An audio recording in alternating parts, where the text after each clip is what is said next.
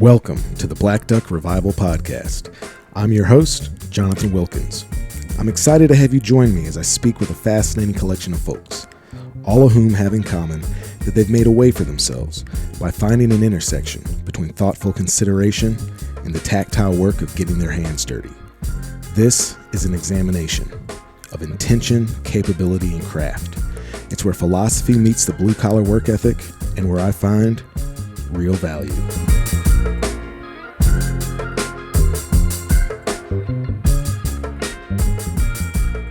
Hey folks, welcome back to the podcast. This week I am joined by Rick Spicer of Fayetteville, Arkansas. Rick is kind of a difficult fella to describe because he is involved in so many things and he keeps himself so busy really trying to be the best at all those different activities that he's pursuing.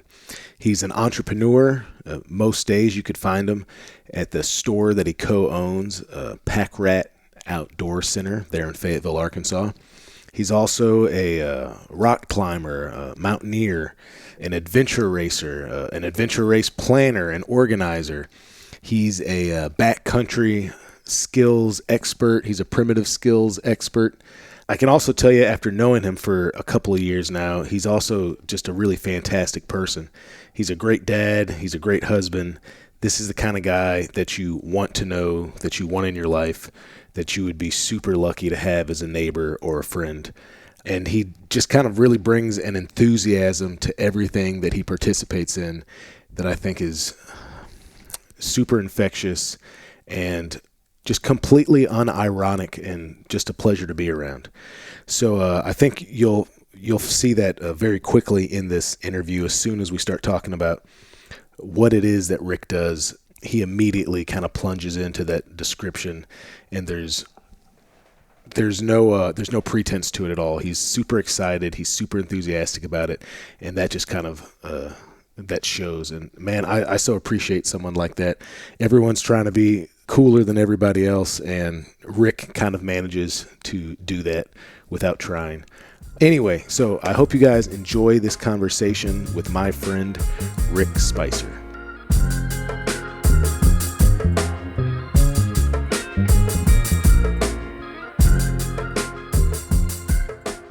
All right, folks, we're back with a new episode. I'm still up in Northwest Arkansas, a foreign land from my flat landing origins there in Central Arkansas and over on the Delta side. But this week I am joined by Rick Spicer. How would I describe Rick Spicer? Bad MFer, perhaps, would be the first description. I might just ask you how you describe yourself. You know, I know you as, entrepreneur. You're an owner or co-owner of like a very well-known outdoor store here. You're very involved in like kind of some of the more traditional hunting aspects, as far as like archery, flint knapping, and the like. Right. We were just talking about it. You had like a long career in mountaineering, but yeah, how would you describe yourself, Rick? Unfortunately, for better or worse, the phrase "jack of all trades, master of none" definitely comes to mind. There's just too many cool things to do out there in the outdoors for me, I think, is a lot of the problem. And I've never been able to just like stick with one. And that's been a big source of frustration for me, I think, because it's, I heard a long time ago somebody talk about like being an 80%er. I think it was actually Yvon Chouinard who started Patagonia and talked about how he was like, he was wanting to like get to like 80% efficiency. And on one hand, like that's great because like if you're 80% of something, like you can participate well in that thing. But like I'm probably never going to know what it's like to be a 90+% in anything because I can't stay with anything long enough to get there. And that's a little frustrating, but that's okay too because like my life since I was a kid has been about being outside doing different things, whether that was rock climbing or canyoneering or adventure racing or hunting or fishing or, any number of What's others. adventure racing? So adventure racing is where you usually have a group of people as a team, and you're competing by orienteering. And it takes different shapes or forms, and so sometimes you're like running or hiking, sometimes you're cycling, sometimes you're mountain biking and paddling and climbing and doing all these things. And so I used to adventure race, but I also got into like obstacle racing and did like the Spartan stuff for a while, if you're familiar with that. But then like I was a rock climbing instructor and a rigger for a long time. And so I actually worked on adventure races as a staff member. So I would like build like the high angle components of these adventure races. So I would like have like rappel sites, or we would build these like complicated river traverses where you'd be like on a line pulling yourself across a river, or like a zip line or something like that. So those were things that I both competed in and also constructed. Are you doing this stuff out west? No, predominantly here in Arkansas. There was one years ago called the Ozark Challenge that I both competed in and also used to be a crew member for. And then, it's hard for me to get around talking about my own adventure race that I actually am the director for now. And that's a race here in Northwest Arkansas that we do down in the Mulberry River called the Bruja Bushwhack. Mm-hmm. And so that event, I took my love and background of adventure racing and I combined it with bushcraft and primitive skills to create something where it's like new school, old school, where there's no cycling in this one, but what I do is so you compete as a team. It's 3 or 4 person team, and it's more about what you know than how fast you are. Like physical ability helps because obviously you can move faster and more efficiently through the woods, but the teams get a topographic map. And unlike a normal adventure race or like an obstacle race, like usually you go from point A to point B to point C and so on. With this one, I give you a map with points all over it and you go where you want, when you want. So there's a lot more strategy involved. You design your own course. And then along the way, they're doing obstacles, or not really obstacles, but challenges. Like, so you have to maybe start a primitive fire.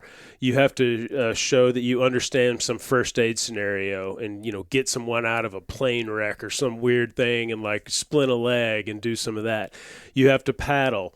You have to be able to get in a canoe and do those kinds of things. You might have to make natural cordage. You might have to build a Paiute deadfall trap. There's all kinds of stuff that you may have to do, and it changes every year. And the competitors don't know what the challenges are until right before they do them. And so there's this mystery of the whole thing.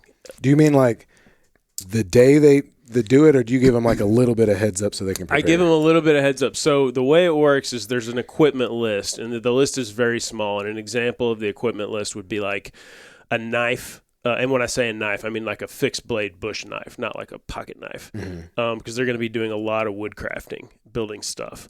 But like a knife, paracord, a shemagh, a metal water bottle, maybe a space blanket or something like that. And those are the tools that they get to solve the problems with throughout the race. And so I'll tell them you need to know like how to tie these 3 knots. And I may tell them you need to know how to like do this particular type of first aid skill.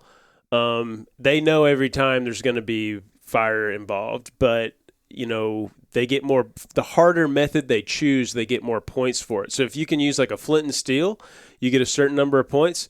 But if you can do like a bow drill or a hand drill type fire, you get more points because you have a higher level of skill you've attained.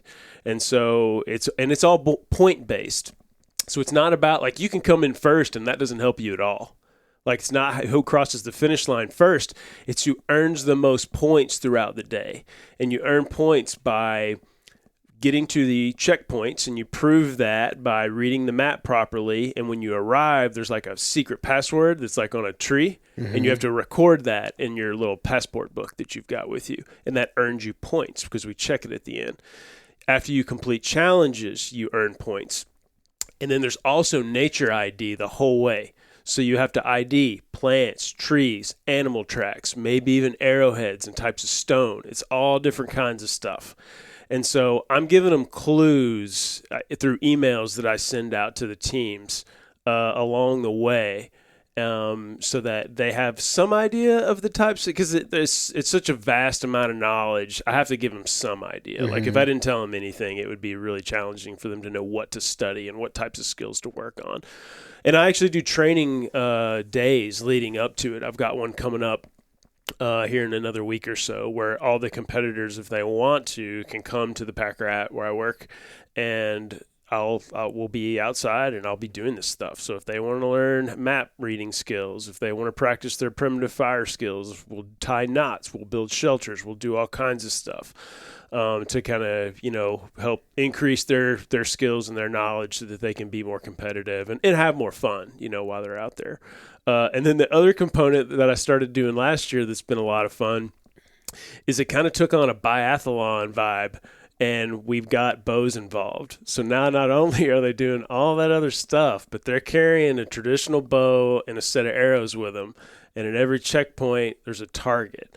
So you're orienteering through the woods, finding these checkpoints, you're shooting your bow, you're doing primitive skills, you're IDing components of nature, all with your friends, and in the end of it, we have a big festival. We got kind of like a big party at the end of the day, and it's a ton of fun. So man, I knew about that event. I didn't realize it was that involved. That's wild, man. It's a lot going on.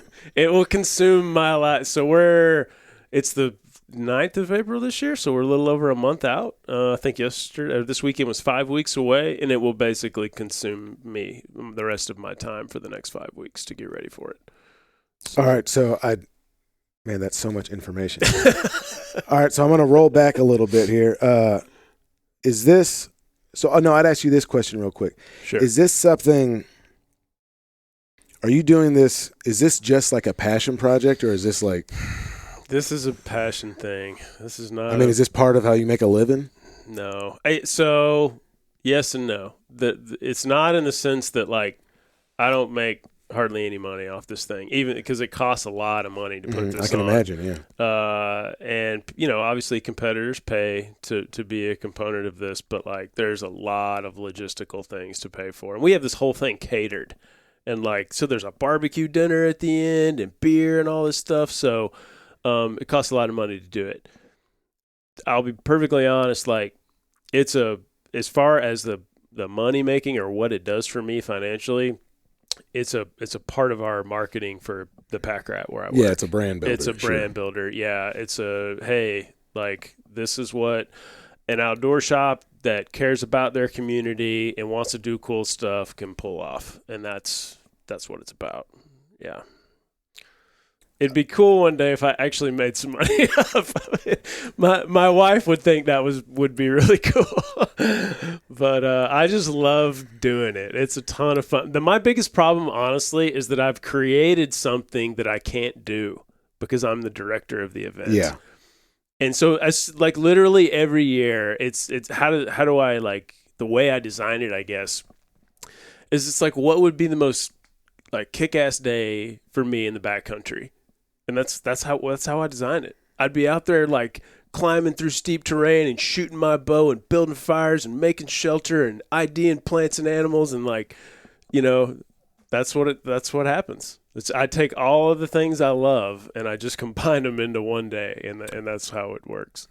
Hell, man. That's kind of what I've done with Black Duck. Yeah, exactly. How many participants do you have in that? So this year there'll be 160 people competing in the event. And it sold out like weeks ago. They're not all coming from Northwest Arkansas, surely. No. It depends. Every year's a little bit different. A lot of them are from Northwest Arkansas for sure. But we definitely will often have people come up from like Texas, Oklahoma, Missouri. We've had people come from like, I think one year we had somebody from like North Dakota. We've had some people from out east, like East Coast people come over. And the other thing that happens is like people have done it years ago and then they move, but they still know about it. And I think one of the coolest things for me about this is this event has become something that like circles of friends will plan their year around. And it's like a way that this group of friends will come back together once a year to do this thing. And there's like no more perfect example of why I like spending my time and energy doing something like this than if I can provide an outlet like that for a group of people. Like, honestly, my favorite part of the whole day is when it's over and everyone's accounted for and like nothing, we've gotten through the craziness. And then just like getting to walk around and talk to the competitors and hear how much fun they had that day. That is like literally one of the single best days of my life all year long, is like getting to hear their stories and like, oh man, remember that challenge, or we did this or that, and how we solved that problem, and it was fun. And like, yeah, it's like, that's what honestly why I do it, is to get to have those interactions. And every year it's like recharging my batteries and just getting to hear those stories from people. And yeah, I mean, I think I would do it. If the only thing I ever got out of it was that, I'd probably still do it, because that's enough. Yeah. It's it sounds like at its core, it's kind of like a community building exercise, right? It is. I mean, it's so multifaceted. The other thing that is really cool about this event is that it's such a huge demographic. There's young, old. Now I have families bringing their kids to do it, which I got to be a little careful with that, because like there's a lot of safety. We take safety very seriously. I have a physician, an ER physician, who's a medical director. Like, I'm a wilderness first responder. A lot of the other people that our crew members are. And so safety's a big deal, but like it's so cool to see like, parents with kids, or like friends who like, I've got a real good buddy, this guy who's been doing the race for a year. In fact, he was at Black Bear Bonanza yesterday. This guy, David White. David White is like the best dude in the world. Like, I don't know how old he is, but he's an older guy. He's got a big white beard, but he's out there with his buddies who are half his age, running around through the woods. And that, again, nothing makes me happier than seeing like old, young men. And then there's like all female teams, which is so cool to see, like a group of women out there that got inspired to come do this thing. And they don't need their husband or their boyfriend or any of that. They're doing it on their own. But then they're all doing it together. And then like the other cool thing about it is like, I encourage teams to help each other. So even though it's a competition, the other thing that is really cool that ends up happening is teams will like combine, and you'll see this group of like 12 people moving through the woods that have just like made friends that day. And I know that I've seen people like meet up with other teams that they didn't know, and then they like become friends because of that event. And it's like, yeah, it's just a really neat thing that, me, and it's not all me for sure. Like there's an amazing group of volunteers. So it takes about 40 volunteers, and these are not just like, anybody off the street, so to speak. These are like people I've known for a long time. Many of them are very skilled outdoorsmen and women, either in a lot, but they're from very different backgrounds. It's young, old men, women, and it takes a lot of people to pull this thing off. And there's no way I could do it without a lot of like very dedicated volunteers. And it's cool for me that way too, because it's the only time of the year all these people are in one spot, and getting to be able to be with them and like share stories from years past and all that it's a lot of fun. Yeah. It's a lot of work, but it's a lot of fun. So. All right. So, excuse me. So yeah, now I'm going to take it back, because we've kind of like, I'm actually into how this worked out. That's kind of like the culmination of all this other stuff that I think we need to have a little bit of explaining about, right? Yeah. But I think your description of it is super, it's super demonstrable of like who you are, like the kineticism involved in you describing that, right? Because it's obviously something you're incredibly passionate about. So we're sitting up here on the top floor of your home. There's all these artifacts around here, right? Yep. And we've discussed this. So you're living here in Northwest Arkansas, right? You've established yourself, as like this, like an expert in your life. And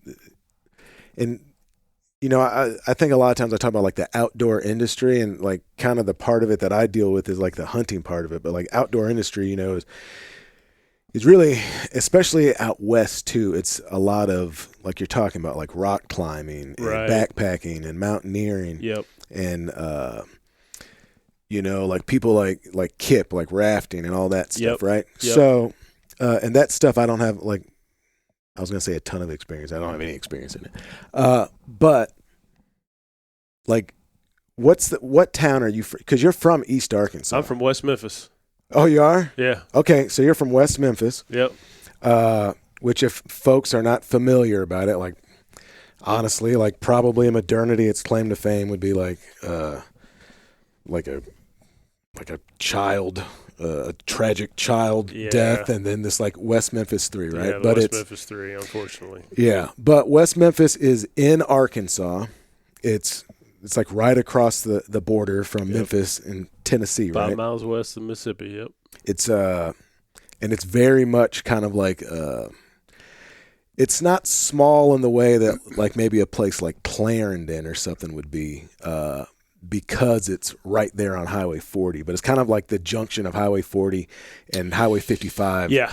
Which is like, those are like the two highways that bifurcate this country. Yep. Like up and down and left and right. They cut it through the middle. Yep. Pretty much. And there's actually like a really long West Memphis, you know, there's a long history of like that place was like on the Chitlin circuit.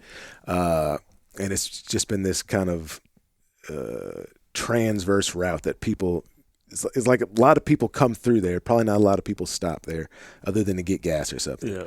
But so where you're living at now is not just on the other side of this place, of this state that we live in, but it's also like, I would say culturally and geographically, it's kind of like antithetical to that place, right? Completely. Like, so West Memphis is going to be like Delta, very flat. Yep. I wouldn't call it rural, right? Just but like the population of people is going to be very different, right? Yeah. I mean, West Memphis is probably like largely African American. Yeah. Right. Yep. Northwest Arkansas ain't. Right. Yeah. It's the population has gone up since I've been up here this weekend. But yeah, you're also dealing with something that's flat. You're dealing with something over here that's mountainous, right? You're probably dealing with like recreational activities. Northwest Arkansas has become this hub of climbing and like paddling. Yeah, like and, adventure sports. Yeah, mountain biking and stuff, and like on a national scale, right? Yeah. Yeah. And then also like you're talking about a place that economically is going to be very different. Like Northwest Arkansas is going to be a hub of like commerce. So you have like the J.B. Hunt, and you have Walmart, and you have art museums and all that stuff. And West Memphis, excuse me, is going to be kind of the antithesis of that, right? Right. So, and I'm just trying to explain that to a broader audience that doesn't know Arkansas as much as we do, right? Yep, exactly. But so I'd be interested, you're this guy from West Memphis, right? You're probably... And I should clarify that I lived there until I was about 10. Okay. Did your family move up here? So my parents split up when I was 4. Okay. And so my mother and stepdad moved up here. But my dad and that whole side of my family stayed there well until I was an adult. So I would go back there multiple times a year and did until I was well into my 20s. But you kind of grew up half there and then half up here. But yeah, just to clarify, as a young kid, I was there and then moved up here to Siloam Springs super briefly, only for less than a year. But I went to junior high and high school in Fayetteville. Okay. So all right, so yeah, that's a big piece of the puzzle. Yes. So that's an interesting dichotomy then, man. And then also like as far as hunting, didn't like in the Delta, like you were waterfowling, right? Yes, like hunting and fishing for me as an outdoor activity were first, by far, and that was going to river shoots, dailies. I'm starting to get old enough now where I'm forgetting the names of some of these places, but like Horseshoe Lake, places like that we would go to when I was a kid, and crappie fishing, catfishing, running trot lines, limb lines, all that type of stuff. Yeah. Like that's what my I grew bread up, and butter. Yeah, that's what I grew up doing. And interestingly though, one of my greatest, so we would, well, I say bluegill now, even though I shouldn't, because they're brim, where I grew up, and nobody else in my family, me probably says bluegill. They're brim, but I grew up brim fishing with an automatic fly reel on a Eagle Claw fly rod, and that is like a solidly implanted thing in my family is fly fishing for panfish, specifically brim and shell crackers or red ear. Yeah. And so you're East Arkansas showing if you're calling them shell crackers. Yeah, so like it's funny when I was there long enough that like I end up saying things two ways. I do that a lot. I'll call something two things because the old is still important enough to me and I identify enough with it that I can't leave it out. And I think it's enough of my identity that I need to make sure I bring it up, because for people that know the difference, it means something to them, like you. Sure. And so, if I just called it a red ear, that's not quite the same thing as if I call it a shell cracker, right? And so, so we would go, also too, like down to Marietta to Bear Creek, and that was like a pilgrimage. That was like my favorite thing to do when I was a kid. Was we would go down to Bear Creek. And whether it was with my dad or my grandpa, but we'd have these old Shakespeare automatic fly reels. You'd twist them, you'd wind them up, and they had a lever on top, and you squeeze that thing. And we'd be fishing with crickets and redworms for brim and shell crackers, and that was like heaven on earth to me for most of my childhood. Like that's what I wanted to do. And so did that for a lot of years. And then as I got older, my dad was a big-time hunter, has been my whole life, and he introduced me to firearms and, got me a single-shot 410 and started squirrel hunting, started rabbit hunting. And, I think I was 12 when I shot my first deer and with shotgun. And after that, it was like, that was like what I wanted to do. It was like I became obsessed with deer hunting. And kept deer hunting for a while, but then real quick. So were you like slip hunting or were you stand hunting? Oh, mostly stand hunting. Okay. Yeah, I wanted to be a kind of a still hunter. It was funny because like nobody else did that, and so I would always be like, I'm going to take my gun and I'm going to go slip through the woods and I'm going to shoot a deer. And I tried for years and years and never did until I was actually in high school, and then I actually started being able to do that and did kill some deer that way. But I at the sort of same time I was super into hunting. At this point, I'm living up here and I'm like in junior high, and I had some friends in school who like I can't remember how they got into it, but they started like rappelling and like getting exposed to rock climbing a little bit.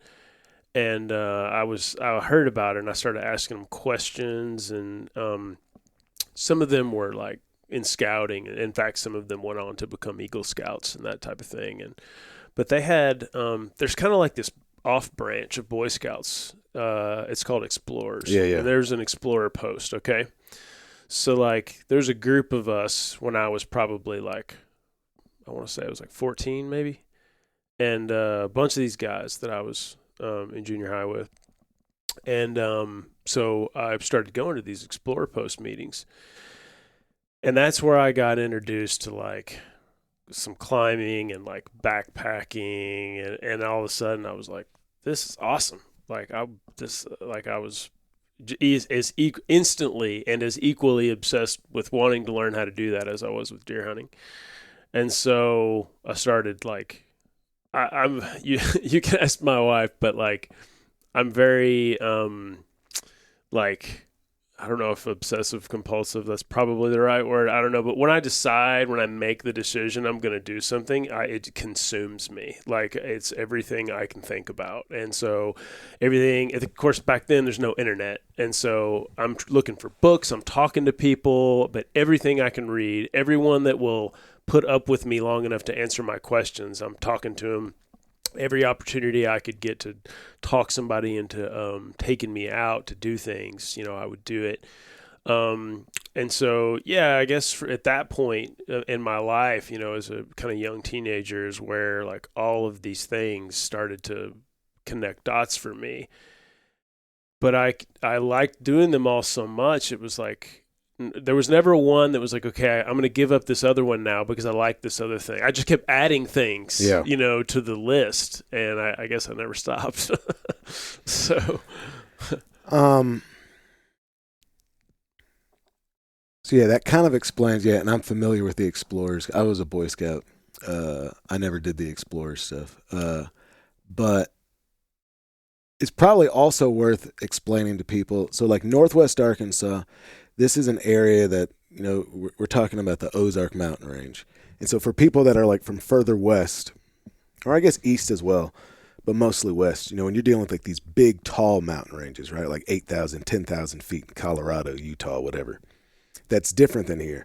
Right. And the reason is because, so the Ozarks, if I get this right, the Ozarks were created through like an eruption, right? Like it's land coming together, right? Well, so the Ozarks, it's the Greater Ozark Plateau, and the Ozarks are actually this massive plateau that 350 million years ago is like a warm, shallow ocean. This area was, and so we have all these different layers of like sandstone and limestone that over time built up, and created this like plateau. Our mountains in the Ozarks are not really mountains. They are an eroded plateau. So we have these deeply cut valleys that are about 1,000 feet in relief.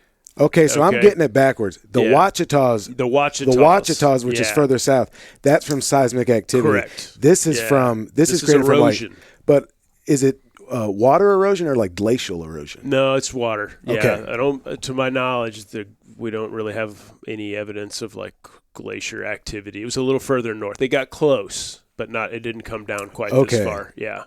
Okay, yeah, but so we're dealing with like, quote unquote mountains, but we're dealing with like 1,000 to 2,000 foot kind of drops. Yeah, right? And so, we'll have relief here from, so in the Ozarks, we don't have anything that's 3,000 feet. It's all going to be sub 3,000 feet above sea level.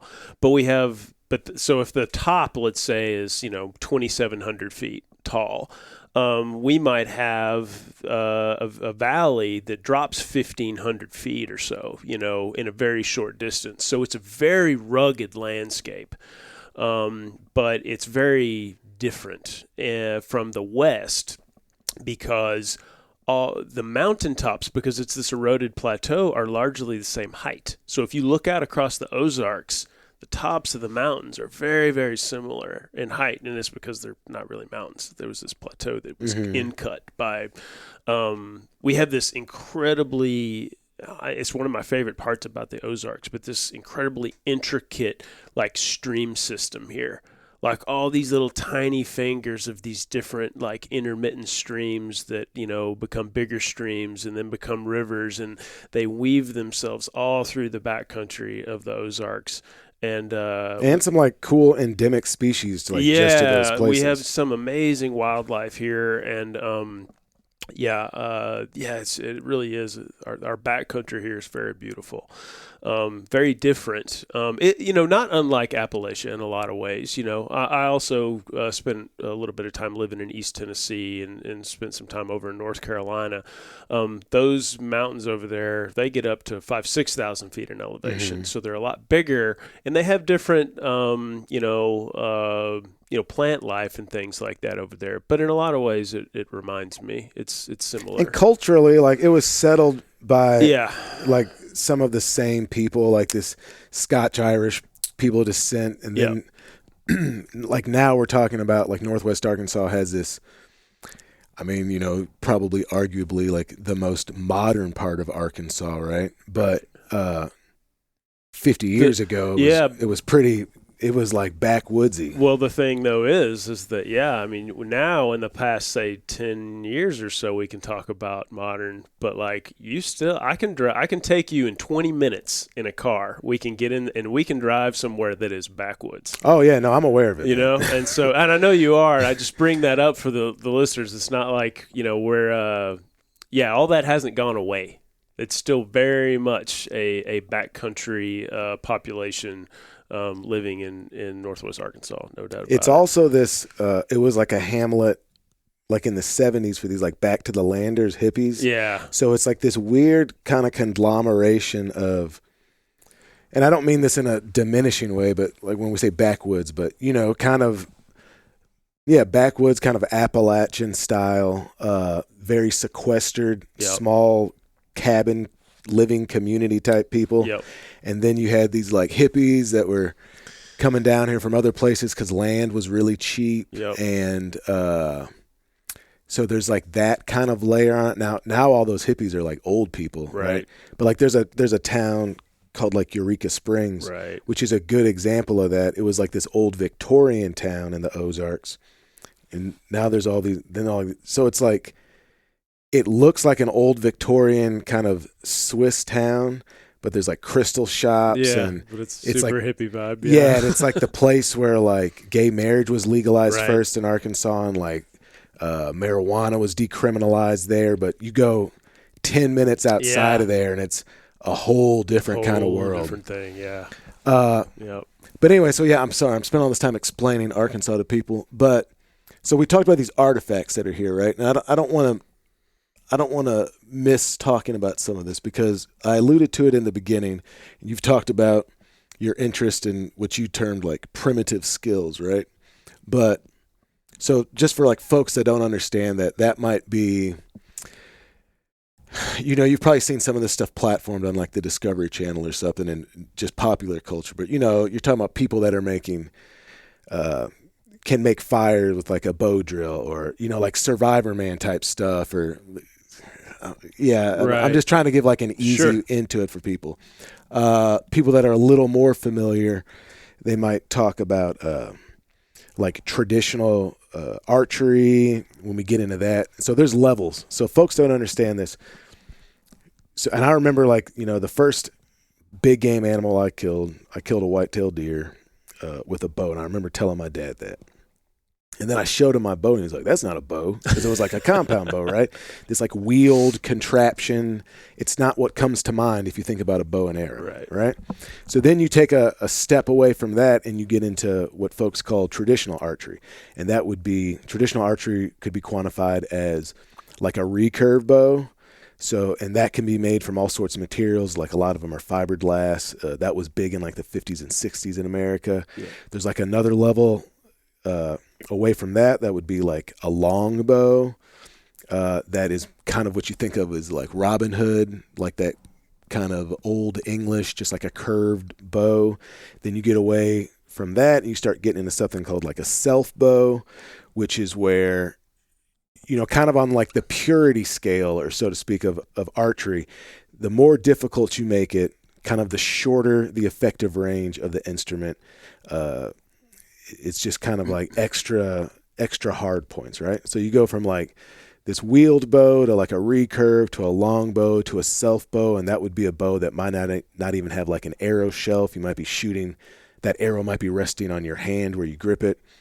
And then you start to get into, people that are creating their own bows, people that are creating their own arrows. Like nowadays we're dealing with like not even fiberglass, like carbon composites, stainless steel blades, mechanical blades that open up when it hits a target. But you go all the way back and you start getting into like single bevel metal blades, or like what's sitting behind me, a bunch of napped arrowheads, right? And so this is what you would think about, like if you found an arrowhead in a creek bed or something. This is like a piece of stone, right? Like commonly people think about like chert or something. Yep. And someone has taken a percussive instrument, so say maybe like a piece of antler or bone or something, and they have strategically chipped pieces of this stone away to create not just the shape of an arrow, but or an arrowhead, but also like essentially a serrated blade, right? Yep. And then, and then so you start. That's kind of what people think about when they think about arrowheads, really, in popular culture. And then we get into stuff like, Folsom heads and all these specific ones. But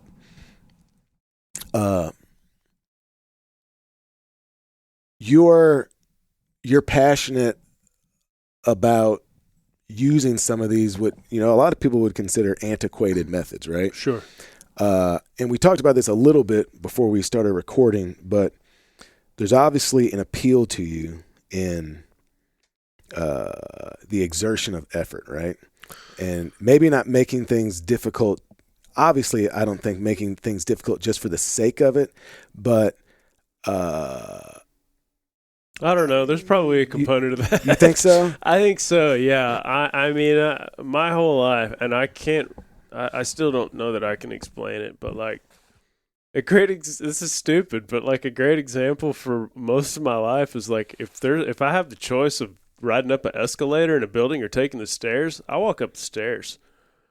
Why do you think there's value in making something harder? There's something to be said for using your body and not relying on technology to accomplish what it is you're trying to do. And it just always felt like the right path to me to choose the hard way. And, I'm not saying that's right. That's just what works for me. But like almost every time in my life when I'm given the choice of doing something that has some advantage that makes it easier or choosing the harder way to do it, it's not really something I have to think about. I'm just going to pick the hard way. And I don't think I ever come at it like I'm sadistic. I'm like I'm trying to punish myself, or anything like that. It's just that when the job is done and it's completed, I find more value in the experience because of it. And it could be something simple as walking up a set of stairs, but I feel like, I got a little bit of exercise. That was good for me. Now on to the next thing, and a lot of that's subconscious, but not always. Sometimes, maybe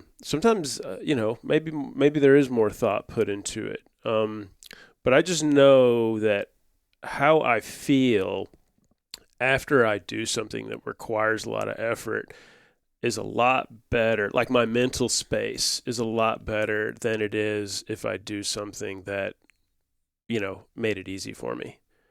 I felt like I cheated myself a little bit because I took the easy way out.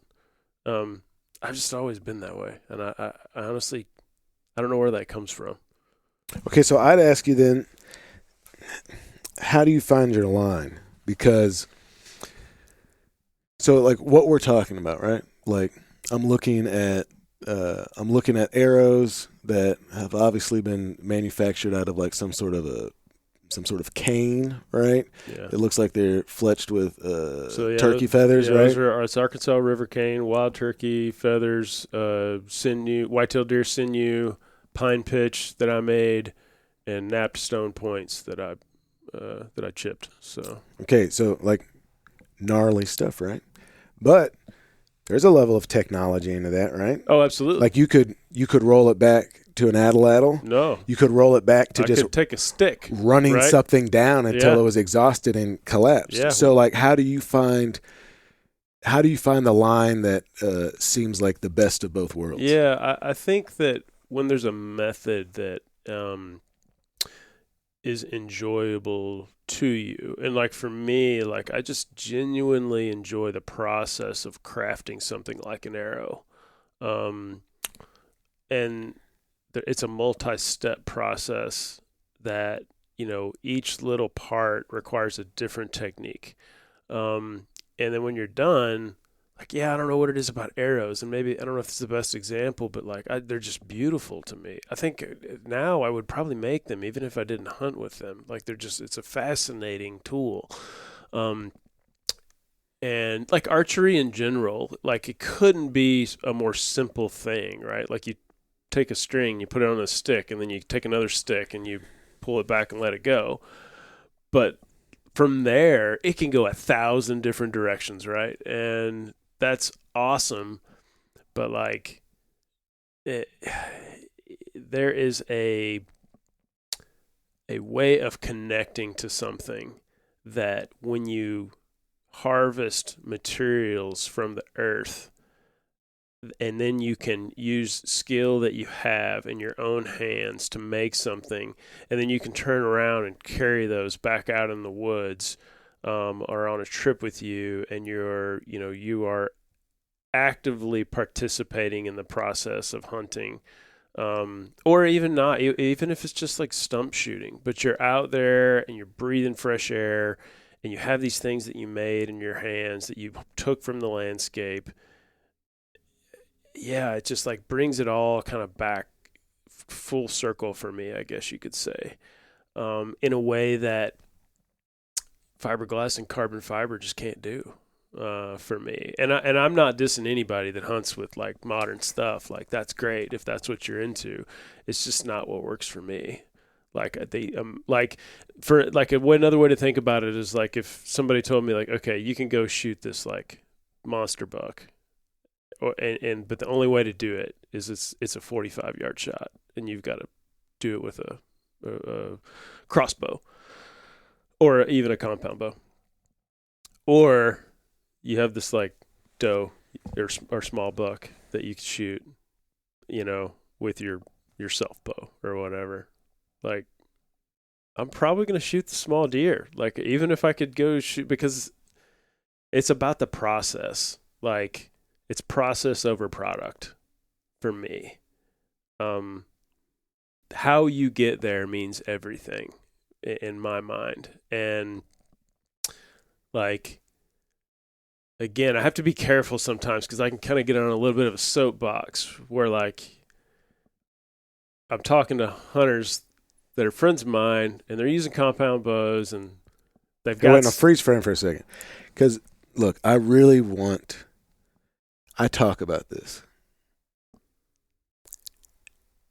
We're conditioned to explain away our positions, I think, too much. Right? Sure, yeah. So, like, you're doing this because you think it's a better way than the way other people are doing it. I'm saying that. Rick's not saying that.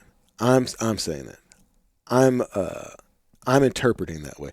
I do things the way I do them because I think that's the right way to do it, right? So like we can assume that you think that people that shoot $2,000 compound bows can still be good people, right? Absolutely right. But no question. There's a part of you that thinks the way that you're doing it isn't just better for you. Do you think, okay, let me ask you this. Yeah. Do you think, because you're talking about process over product, yeah. right? What you're really talking about is craft, right? You're Absolutely. talking about forming things. You're talking about craft. Yeah. So then we enter this realm, something I talk about all the time, artistic expression and everything, right? So do you think that the world would be a better place? Do you think hunting would be a better space if more people were going about it with the intention and methods that you do? I think that, yes. I mean, if I have to just, if you frame it in a yes or no question. I'm trying to get you to say that because I want to give you permission to say that. And I say that if I had to put my finger on, if I had to like call it one thing, I would call it mindfulness. Yeah. Because and again, it goes back to like the making it easy thing, right? It's just like you watch a TV show or whatever, and it shows you how you can go buy this, buy that, and get this gear, and then go out and you can do this, and you can kill this animal, and whether you're doing it for horns or meat, like I still feel like it kind of makes it too easy. And I'm not sitting here like I'll hunt with a rifle. Like I'm not saying this from the standpoint like of like looking down on anybody. I mean, I shot a buck with a shotgun this year, this past season. So like, I fully get like, hunting for sustainability and all that. And I'm the first, guy too, that like doing this stuff is hard. I mean but that's the point. But there's a lot of times where I'm not successful, right? Yeah. But I choose to do it anyway. But I'm also the type of person that like I believe in, to the extent that I can, feeding my family through, hunting and fishing and my outdoor pursuits. And so, yeah, I got no problems like going and picking up a rifle or a shotgun and going out and shooting a deer if I need to do that in order to get that meat, for the freezer. But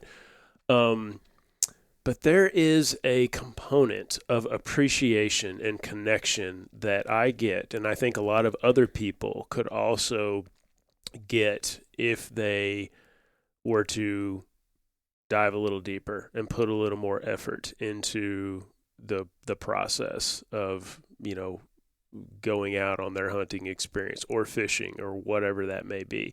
And like you say, where's the line for that? I don't know. That is specific to the individual, and it is one of the most interesting things about the time that we're living in right now is because we have choices.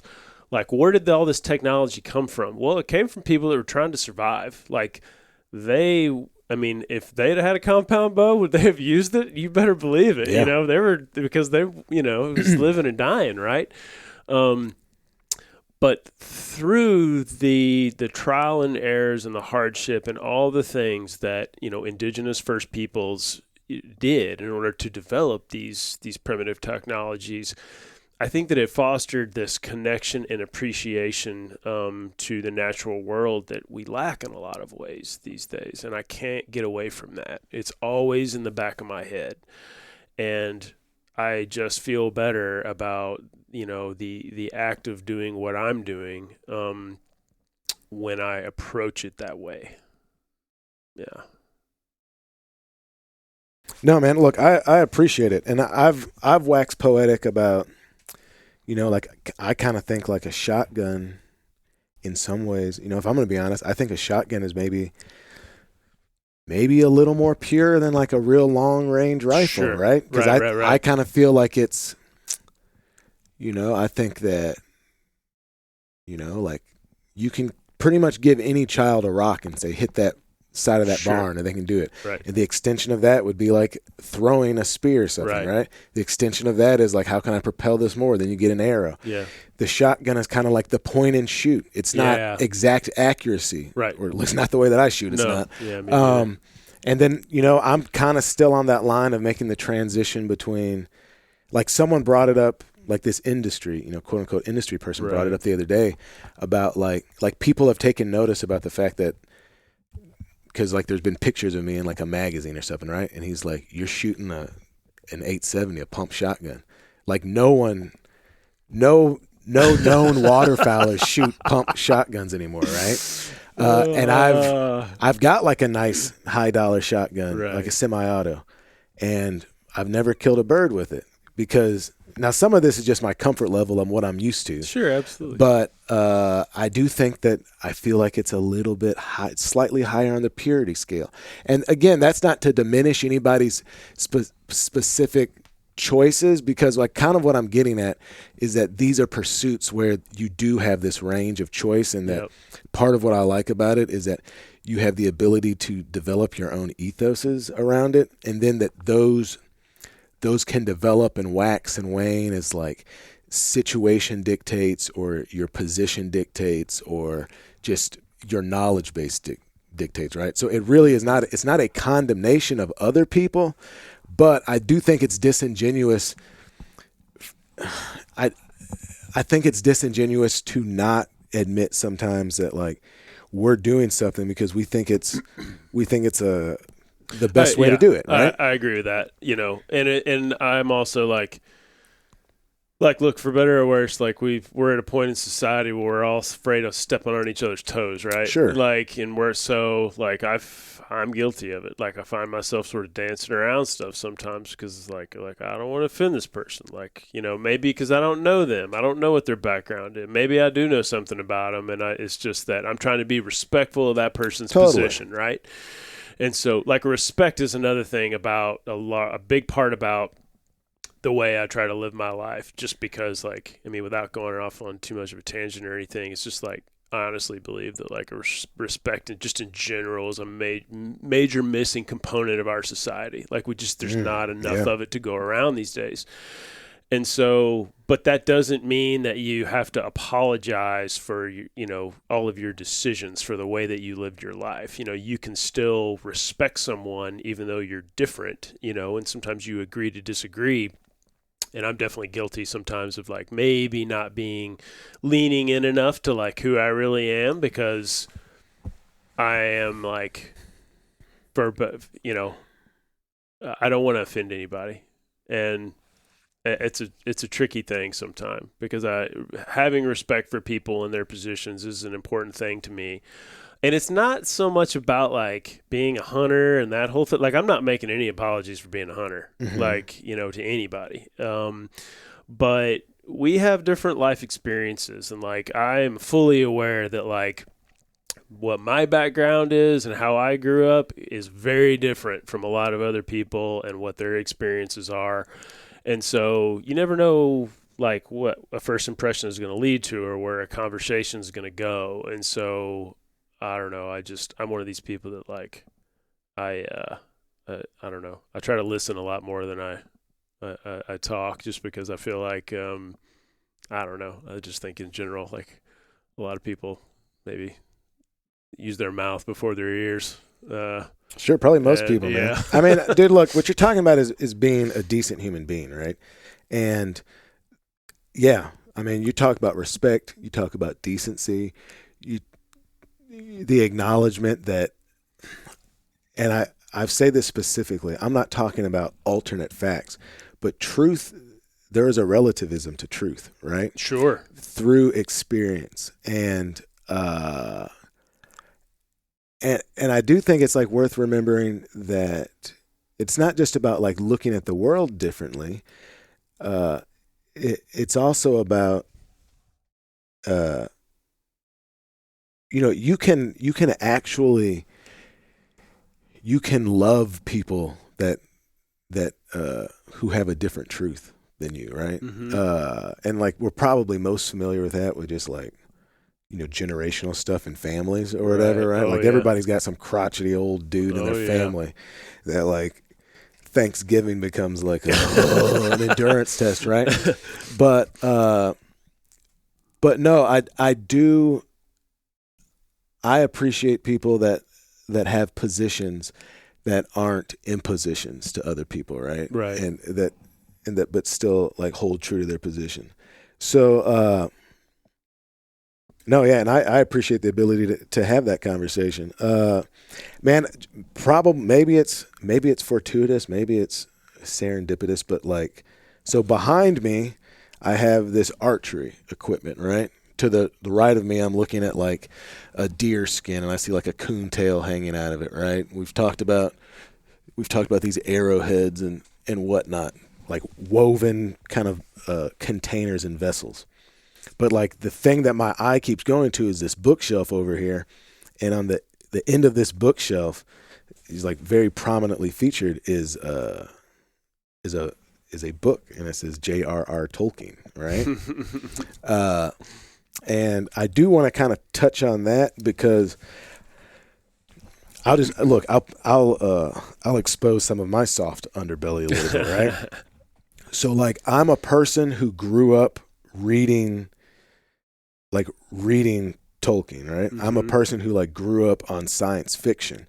There's a fantasy element to it, right? Yep. Now, I also think that I'm inherently a very practical person, but there's an element of, like, imagination and how would I describe it? I guess it, like, kind of like imagination, and maybe even being able to, no, I'll tell you what it is. It's an element of adventure, right? And that's Absolutely. a word that you used at the beginning of this conversation. And I can't help but assume or think that has been that has been a current throughout your life. Like, I'm thinking I'm thinking here now, like, we're talking about all these different points of interest you have, right? We're talking about all these different ways to expend energy and expend effort and be mindful, right? And then I'm thinking of the analogy, like you were talking about, these Ozark streams and these fingers, and then running to this, like, this kind of identity, right? Right. So what about, and I mean kind of in a pure sense of adventure, right? Like the peeking over the hill. Right. Like, am I interpreting that right? Do you think that's formative for you? No, I think it absolutely is. Like, so I don't know if many of the people that listen to this might have much of a background in rock climbing, but like in rock climbing, just like really quickly, like you can divide it like anything, lots of different subcategories, but like you have one type of rock climbing that a lot of people would call cragging, and basically you're going to like a cliff where you can see the end of the climb from where you stand, so like you can get to it in a single rope length or less, and so what you're trying to do is like see how hard of like a technical climb you can get up. Like how small can the holds be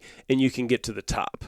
But you can see it all. It's right there all in front of you. There's no mystery because the whole route's right there. Versus climbing a mountain that's 2,000 feet tall. I can see a very short distance, and then after that, it's gone. I don't know what's up there. It's in the clouds. That's what I'm interested in. I'm interested in what's behind the clouds. What's up there around the corner that I can't see. The stuff that's right there in front of me, yeah, it's kind of fun to try hard.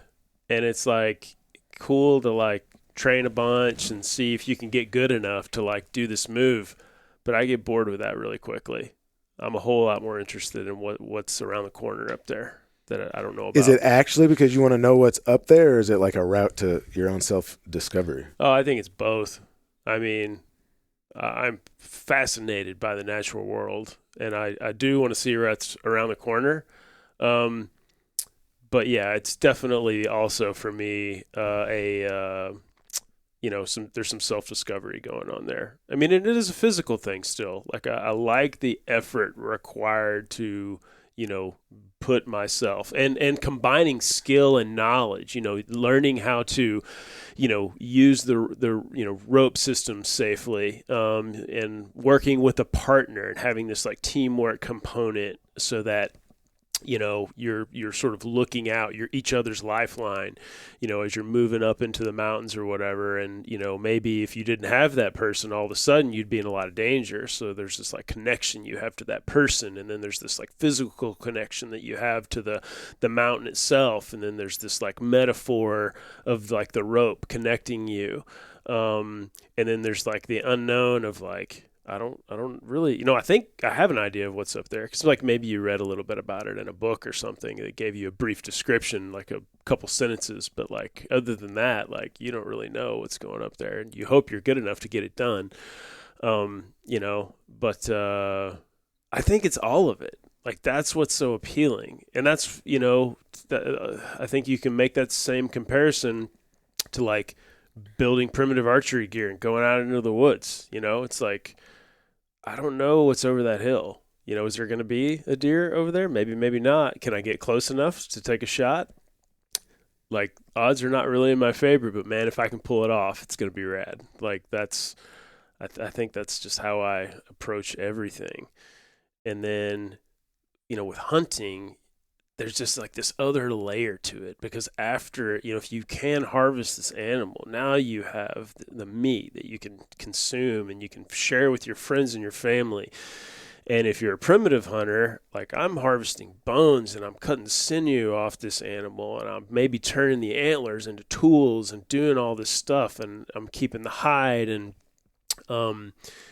and then I take that sinew and I make new arrows with it, and then I go back out again, and that's something that hunting provides you with, that like sort of that's a missing component from a lot of the other outdoor adventure sports, that is really unique to like hunting and fishing, I think. And I think one of the things I appreciate about it most, because I love I love like layers of things. Like the more layers you can put into an experience, kind of the richer that experience becomes. My favorite day, some of the best adventures, if I look back in my life, are things that required like multiple disciplines or multiple skill sets in order to complete that thing. Whether that's climbing a mountain, and that required some knowledge of snow and ice and rock, and then like reading a map because it was hard to get to and it was way back in the backcountry, or that was going on a backcountry elk hunt where you had to, hike in really light, and because you were staying back in there for multiple days, and you're doing it with a longbow, and all of these things, and then there's the pack out after you're done, and if you were by yourself, it would kill you to do it, but you've got two of your buddies with you, and they're going to help you, carry all this meat out, and then the first time you cut a piece of that tenderloin, and you cook that, and you're standing there behind the truck, and you put it in your mouth, and you're like, this is what life's about. Like, this is, I mean, I don't know how else to really put it, but like, this is what living, like in that moment, it's hard to feel like more alive, I think, than like sharing a piece of tenderloin that you hiked 2,000 feet off, down off of a mountain, with a group of friends. Or the other side of it, I mean, I'm a dad too. I've got two small kids, and taking them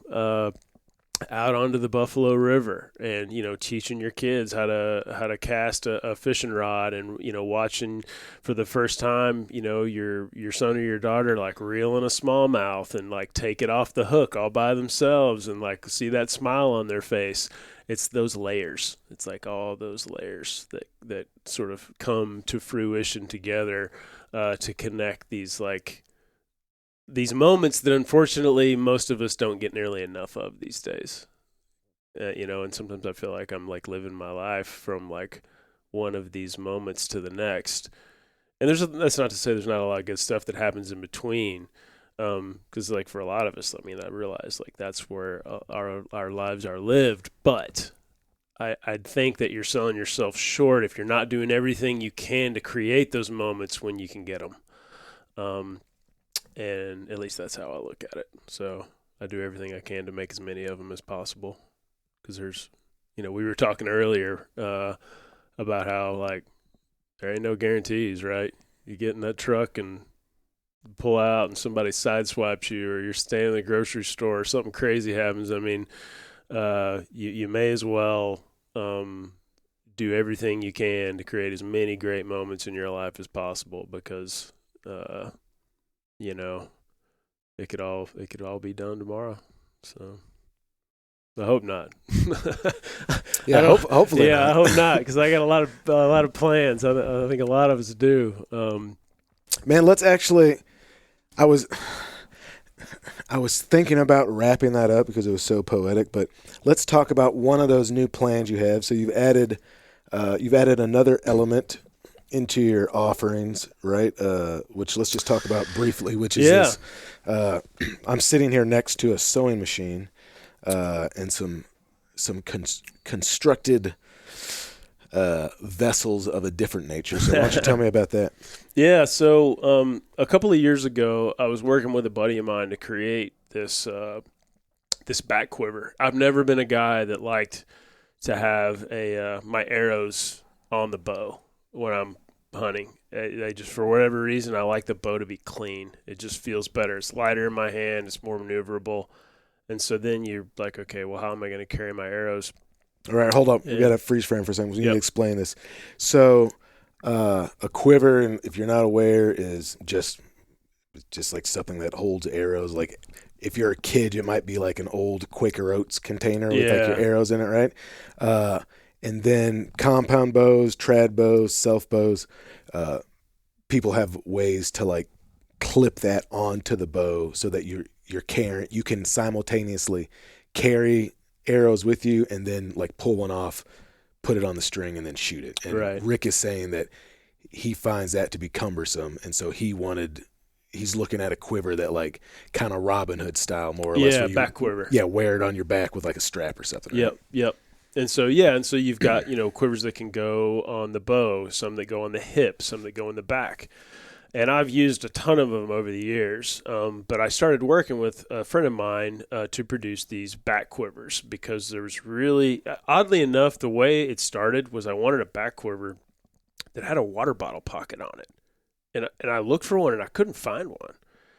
And so I start, being like, well, can I make one of these things, And I started trying to piece something together, and it just was like not what I wanted. And so I reached out to a buddy, and for a little while he was making these things, but there's a lot of effort and time that goes into producing these. And so we sold a few, but eventually he was like, man, I don't have time. I gotta do my own thing. And I was like, hey, I get it. And I reached out to quite a few brands trying to find somebody that would work with me to build these. And so, but that was COVID was going on. It was crazy, and just no one was really willing to, talk about this type of project or anything like that. And so I was like, you know what? If I want this thing to exist, then if it's going to be up to me to do it. So I was like, well, hell with it. I'm going to buy a sewing machine.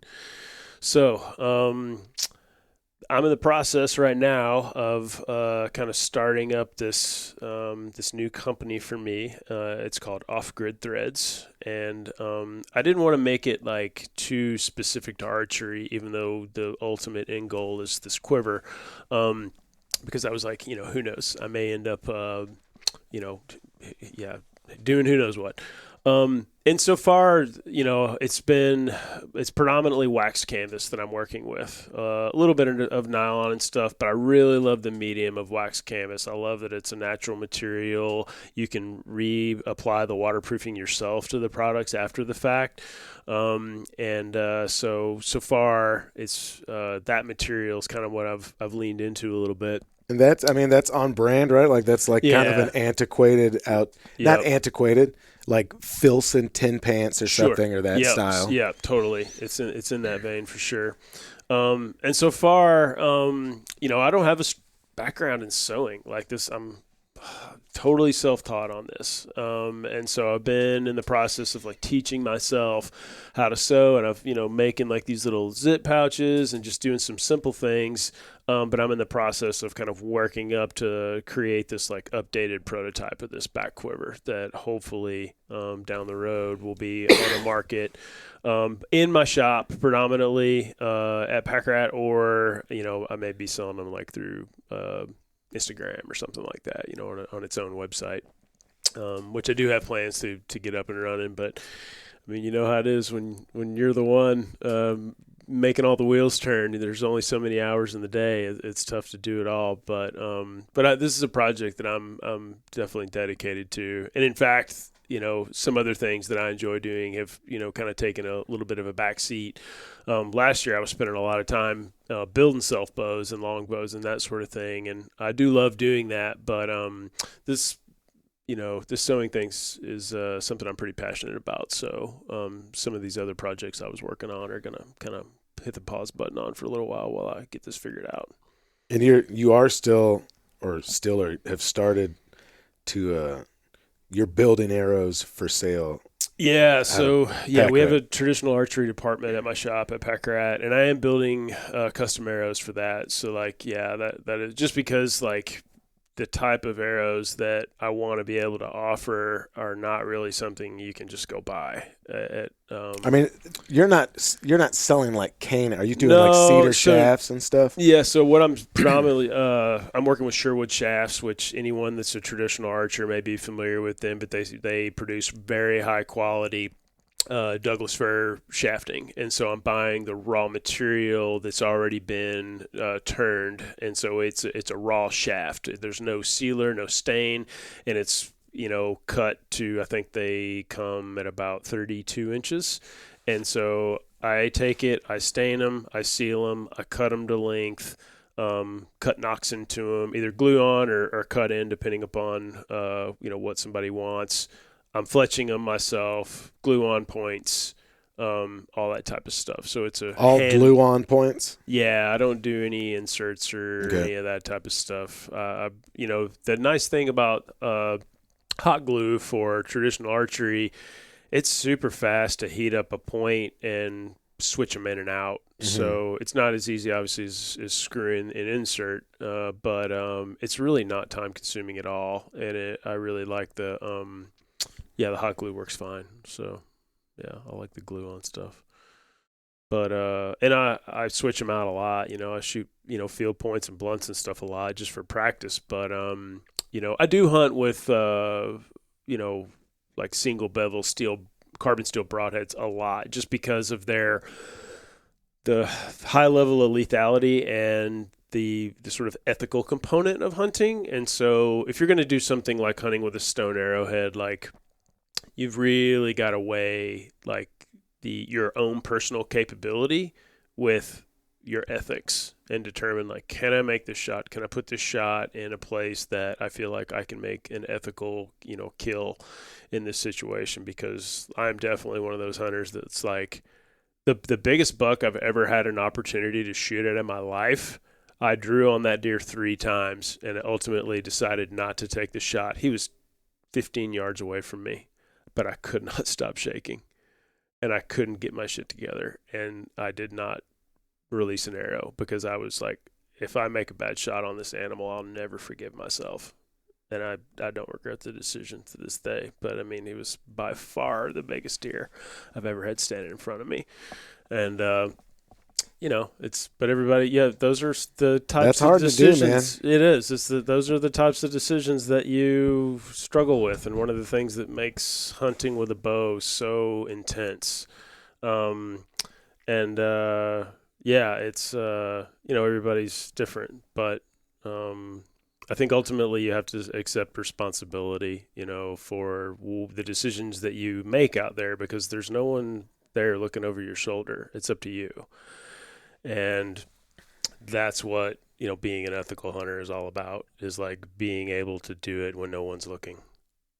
And it's not easy, and I'm not going to sit here and paint myself as someone who's never made mistakes or done stupid things, we all have, right? Sure. I've made bad shots on deer for sure and that type of stuff. But it led me to a point in my life where I like knew enough about what's possible and what level of responsibility you have by participating in this activity, to the point that, it's like you need to wrestle with these questions a little bit and ask yourself, like, should I make this shot? Should I not?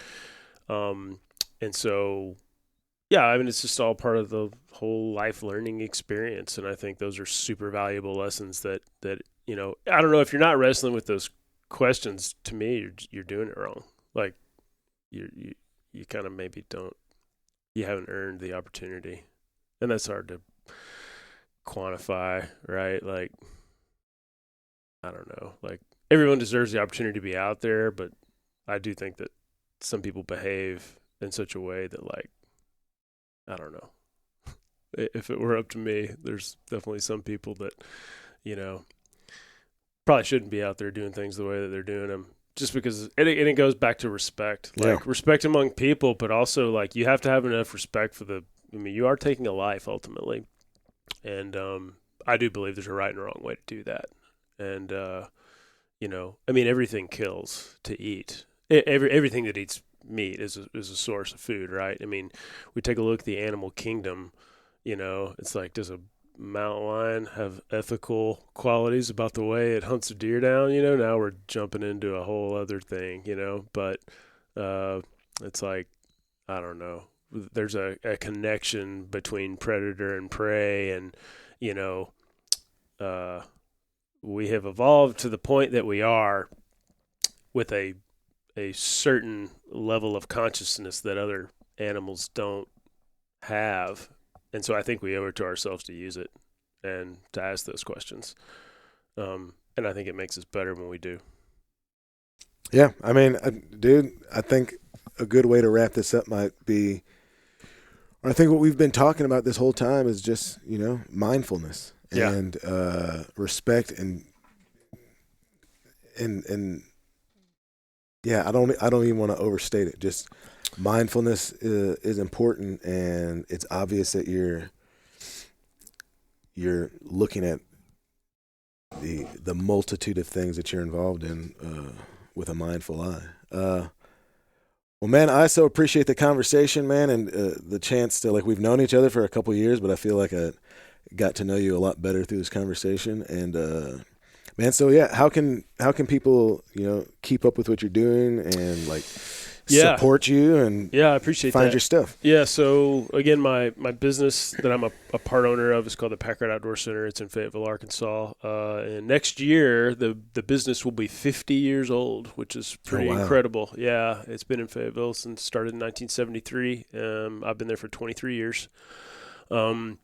And so that's like my bread and butter. It's my day-to-day job. But also on Instagram, you can find me at Packrat Bushcraft.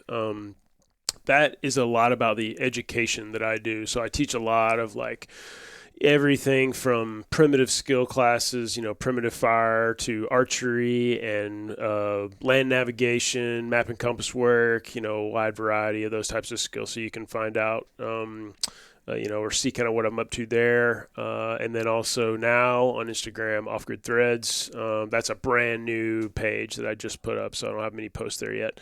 But hopefully there'll be more coming soon on that one. So yeah, those are the main. And then how we started the whole thing off with the Brujah Bushwhack. If you Google brujahbushwhack.com, that will actually kind of redirect you back to Packrat. But there's a component of the Packrat website that's all about the Brujah, and it'll tell you kind of what's going on with it. And it's two-sided. We talked primarily about the adventure race component, but there's a whole other side that's an outdoor festival. And so I bring modern gear companies and stuff like that together with a bunch of my friends that are like very experienced primitive skills people. So like I'll have friends that are bowyers, flint nappers, various types of earth skill instructors, and they'll be there teaching stuff and doing demos and that kind of thing. So it's not just about the component of the adventure race. There's also this festival going on, and of course I'm on the Arkansas BHA board with Jonathan, and Arkansas BHA will also be there. And so if you're familiar with us, you'll get to meet some of those guys there, and a lot of other local businesses that we invite to come out to it. So if you're in the area, if that sounds at all in any way like something that you'd be interested in, I think April 9th is when that'll be going on. Check it out. All right, man. Well, hey, Rick, thanks so much. Thank you, man. I really enjoyed it. Yeah. Hey, folks. Thank you so much for listening to this episode of the Black Duck Revival podcast. As always, it's produced by me, Jonathan Wilkins, and Brian Sachs. Like I've said before, catfish excursions are open, and we're booking those trips now. If you want to come and explore the backwaters and the bayous, just some of my favorite stuff here in the Arkansas Delta, give me a shout. You can find more information on those trips by going to the website. That's just blackduckrevival.com. Go to the experiences tab and you'll have all the kind of pertinent information. You can reach out to me and we can arrange a date. Those are like 2.5 day long trips for 1 to 2 people. It costs the same to bring 2 people as it does to bring 1, so it's always more fun to bring a friend. As far as waterfowl dates, I am still working on that. I'm really trying to cinch up my access and make sure that I'm offering the experiences this winter that I want to. So I know I said I'd have them, I'd have all those dates released in March, but it's probably going to take just a little bit longer. But never fear, those dates are coming. If you want to keep up with me and what I'm up to, before we know it, we'll be here at the end of April, which means that I'll be heading out on my turkey tour, heading out west, kind of going to California, up to Oregon, and then ending up at BHA Rendezvous. And if you want to follow that or any of the other stuff I'm up to, easiest way to do that is on Instagram, and that's just Black Duck Revival. And as always, if you guys enjoy this podcast, please help me spread the word. Tell a friend, tell an enemy, tell anybody about it. If you can make a post on social media, that's huge.